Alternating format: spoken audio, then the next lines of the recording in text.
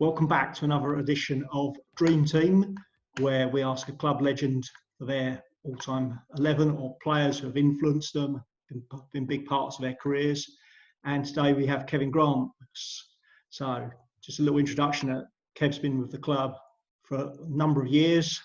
When did you make your first appearance then, Kev, in adult cricket? First game was when I was 11 for Trojans at Victory Sports Ground. So I've been 11 in 1969. I'm 62 in a few days' time. So next season will be my 51st adult season. So you've played with a fair amount of characters, some good, some bad over the years. Yeah, mainly all good. Yeah, there's not too many bad. Okay, so I'll throw it over to you. So we go through the people who had the biggest influence on you, biggest characters, not necessarily the best players you've played with, but just people who've shaped your career over the last 50 years or so. So over to you, number one. In no particular order.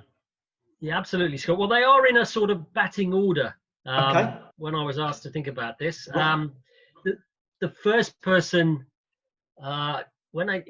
when I was about 18, I was having a few Essex age group games, and I was sort of influenced to go and play in the top league in Essex rather than with the club I was playing for, Trojans. So 1978, 79 and 80, I played for Lee on a Saturday, and my opening partner then was a guy called Ken Wallace, who was a big name in the area. He'd played a few games for Essex first team, and he was also the captain of the Essex second team. And he was an opening batsman, and he was a big influence on my career.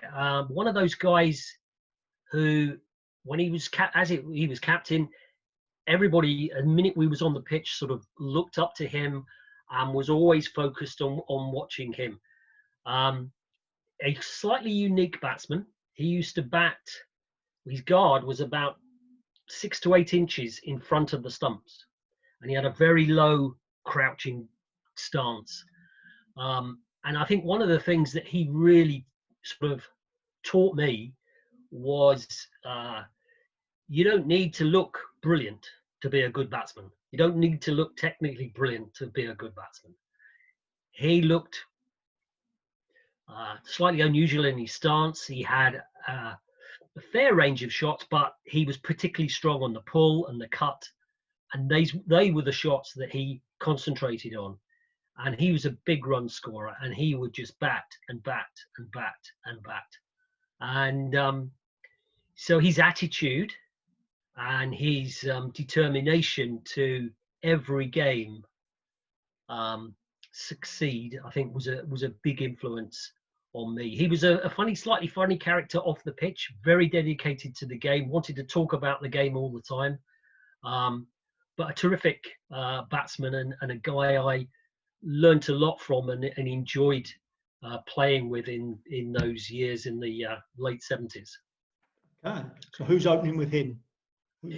The other opener is a very good friend of mine, a guy called Mark Browning. He's an Australian, lives in Geelong, and I met him in the 80s. He came over for a year to teach at he ended up teaching at Temple Sutton Primary School, and he played for Trojans, and he came back for a number of years, not only to the Southend area but also to an area around Bath. Left-handed batsman, similar in some respects, in that I think he'd be the first to say he wasn't the most extrovert of batsman, a fairly dogged batsman that saw opening the batting as sort of seeing off the new ball. Again, good player of the pull shot and of the short ball.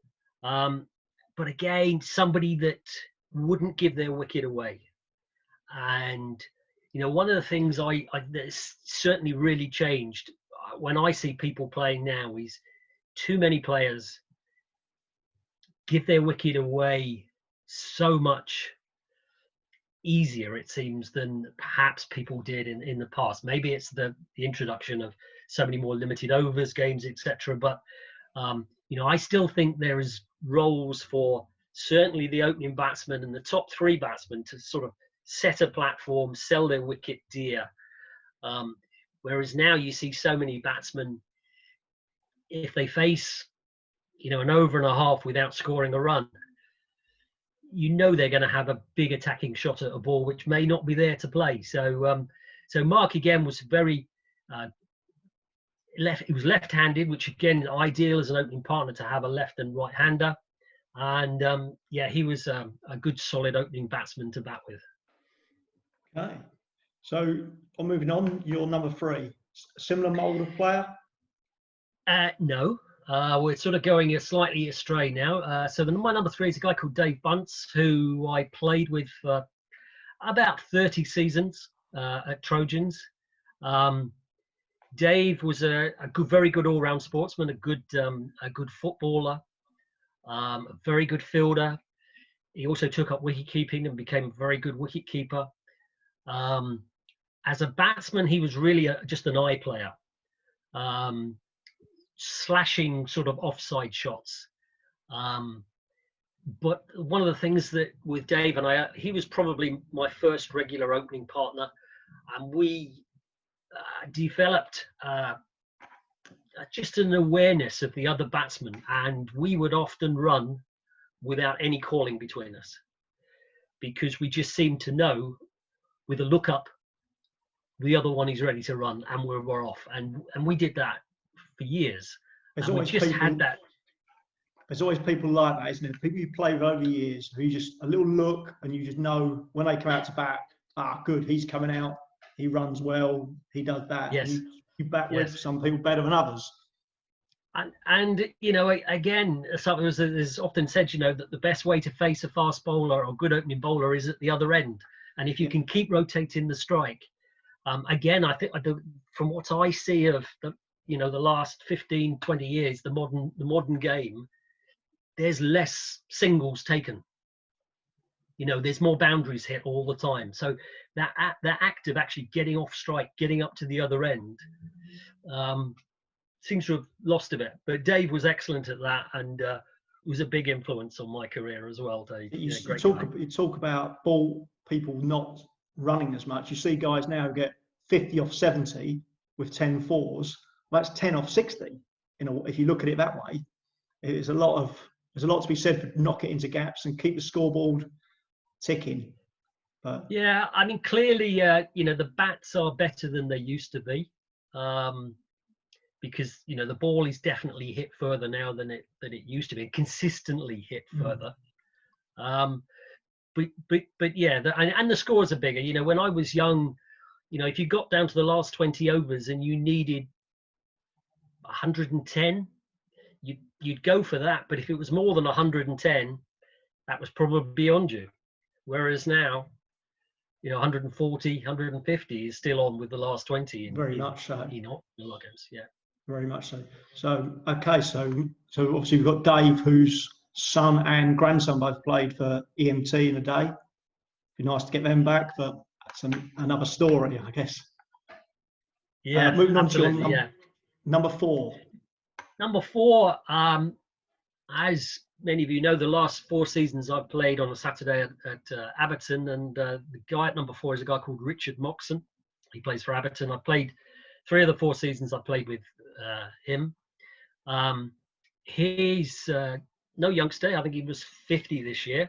Very athletic, very good fielder still. Very, as opposed to the top 3 batsmen that I mentioned, very elegant, very technical, lovely cover drive, lovely through the offside. One of those batsmen is quite tall, elegant,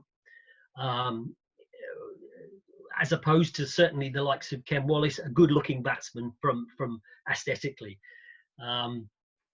Richard scores a lot of big scores. The downside, I would say, is that Richard as well doesn't really tend to do the singles and the twos. And Richard probably, as opposed to those previous batsmen, he'll have some big scores, but he'll have some 0 to 10 scores. And my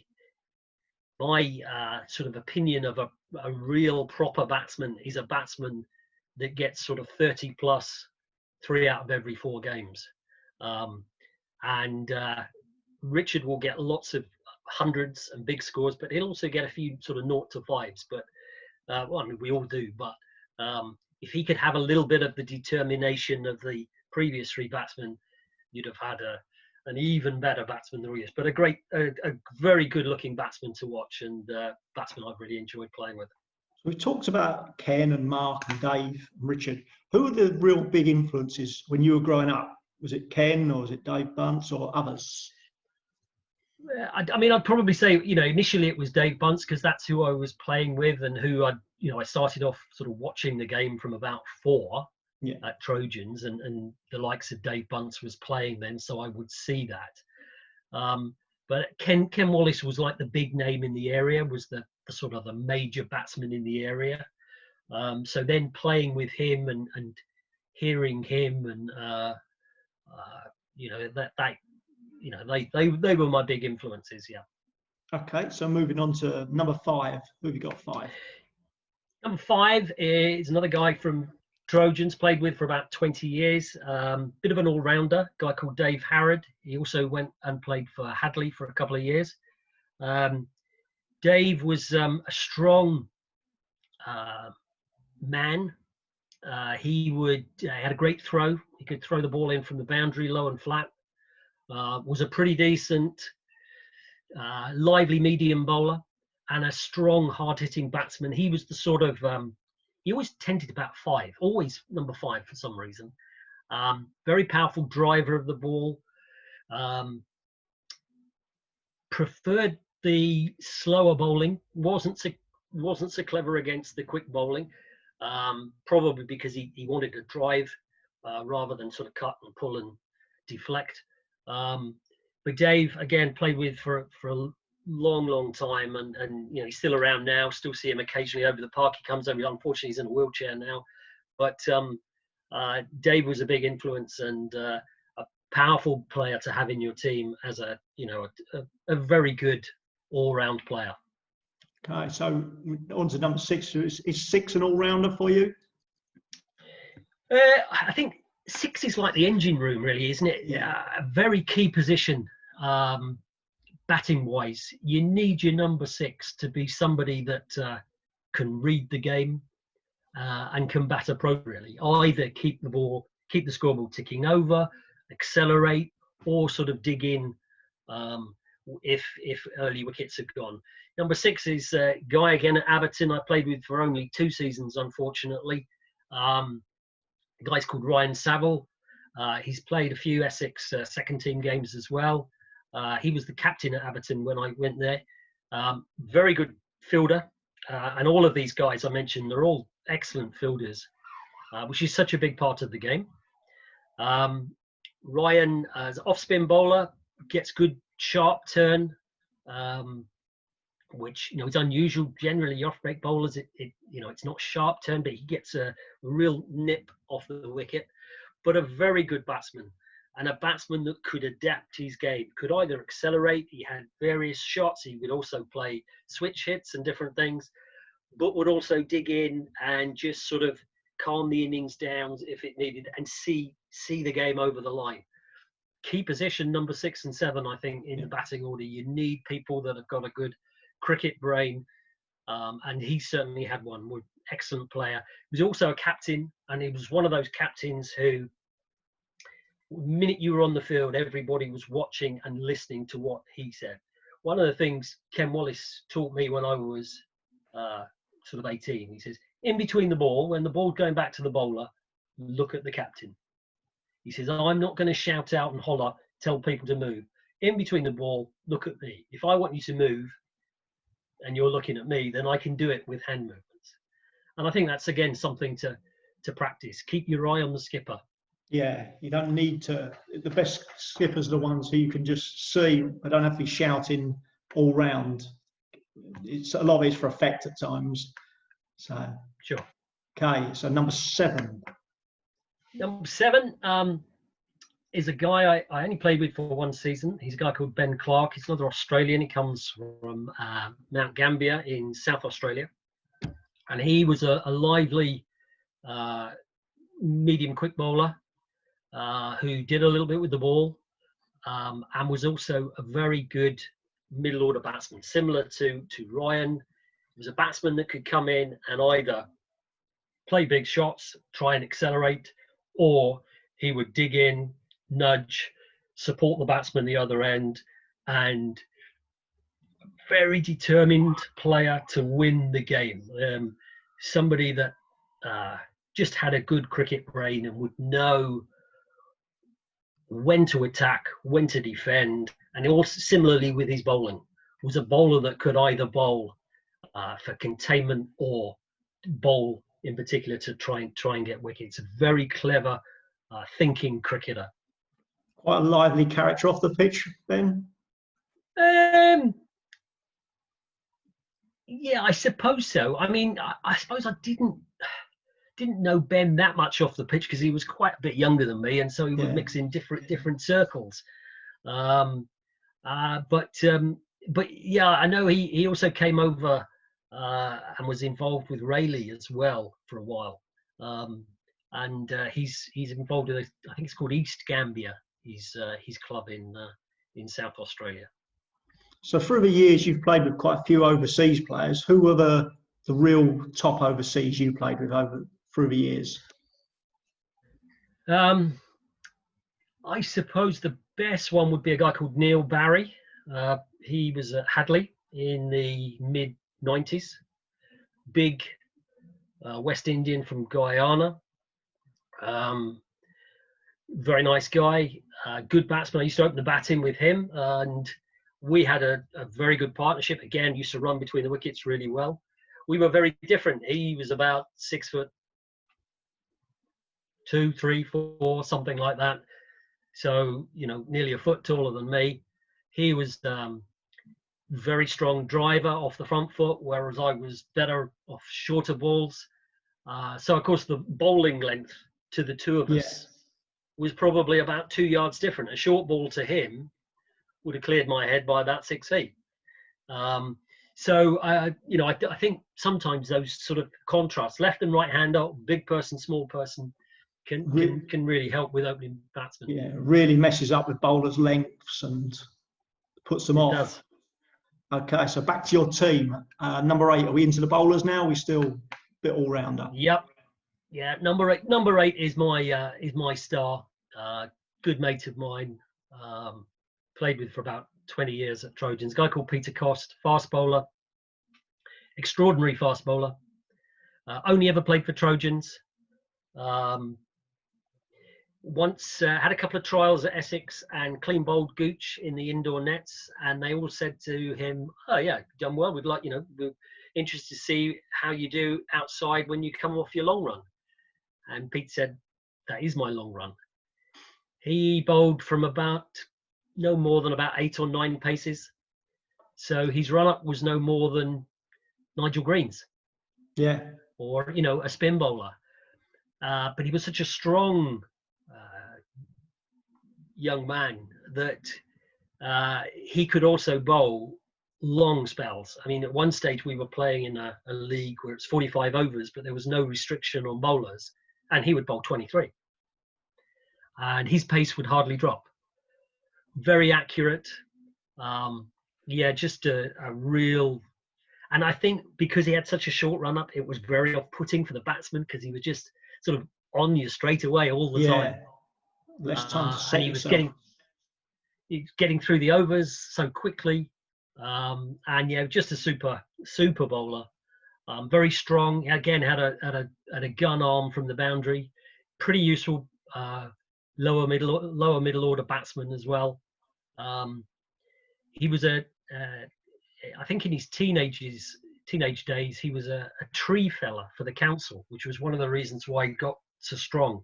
And he had a bit of a Jeff Thompson bowling action, but he was a fantastic bowler. And he's my number 1 on any list. First name I always put down. Okay, moving on to 9 we're at now. Number 9, well, I thought I'd better come up with a wicket keeper as well. Dave Bunce was a reasonable wicket keeper.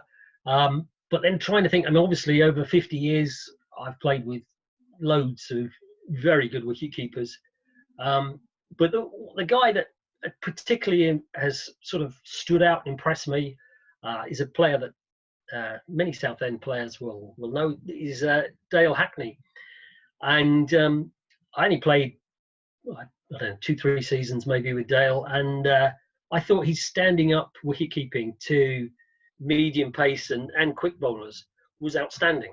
And I haven't seen better standing up against that sort of pace of bowling on the wickets we were playing on. So I put him down. I think he is the sort of guy that if we had been born, if he had been born a bit earlier and I'd been born a bit later, I think we'd have either been very firm friends or very fierce rivals. Because sort of on the field, he's perhaps either very similar or very different to me. Yeah. One of those. And but I'm sure if we'd have been in the same side, we'd have been really good friends. And I thought he was outstanding. I know he had, even from early on when he started playing, I think his hands were beginning to cause him a few problems. But I thought his standing up was brilliant. He's always been. I always thought Dale was someone very underrated. I always seem to be batting 8 or 9 or 10. And he's got league hundreds. Perhaps he was always a little bit self-deprecating at times. Now I don't know. I think again he was a player that didn't get the most out of his ability with the bat, and again he was very quick between the wickets, and he would also run, the tip and run stuff. But then all of a sudden he would want to try and launch the ball out the ground, and he was so much better playing his tip and run, and then once you've got yourself in after a few overs, then do it. So, yeah, I think he definitely did have ability with the bat that perhaps could have been used better. Okay, so on the subject of players from Southend, before the merge, who were the best Southend players you played against, or most memorable? Well, I suppose from going quite a way back, Ken Porter was a guy that I played against a number of times in the odd Sunday game and midweek games. Ken was a tall opening batsman, not particularly attacking. Yeah, again, somebody that would build an innings and try and occupy the crease for majority of the batting overs, but a very, very decent batsman. Bowled a little bit as well. He would be one name that definitely springs to mind. I remember Robin Edmonds, Riff Booter,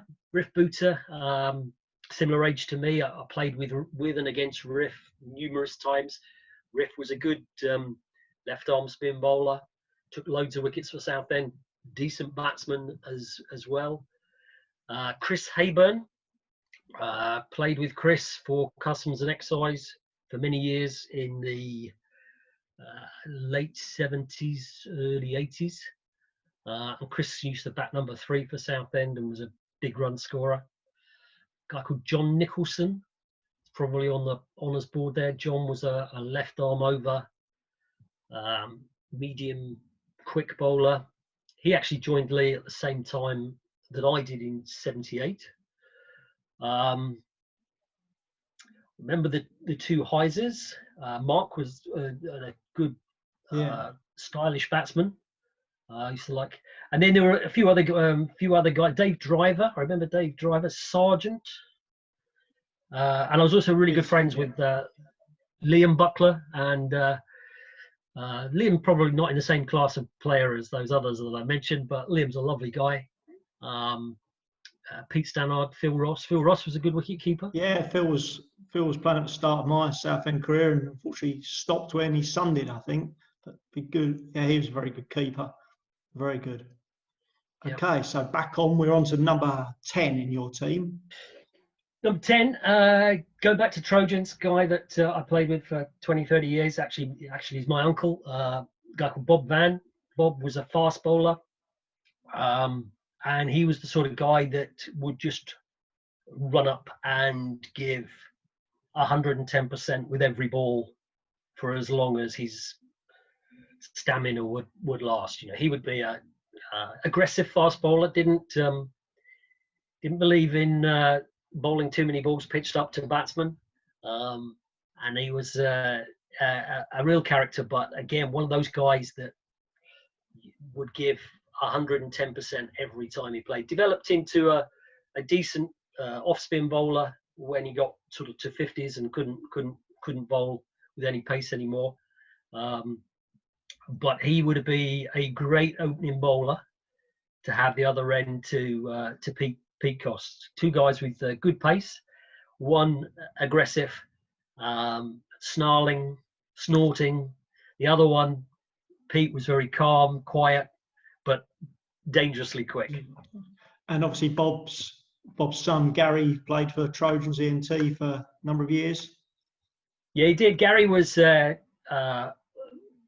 quickish bowler as well, probably not the pace of his dad or Pete Cost, probably because Gary's 3 or 4 inches shorter, so therefore where he pitches the ball had to be a lot further up.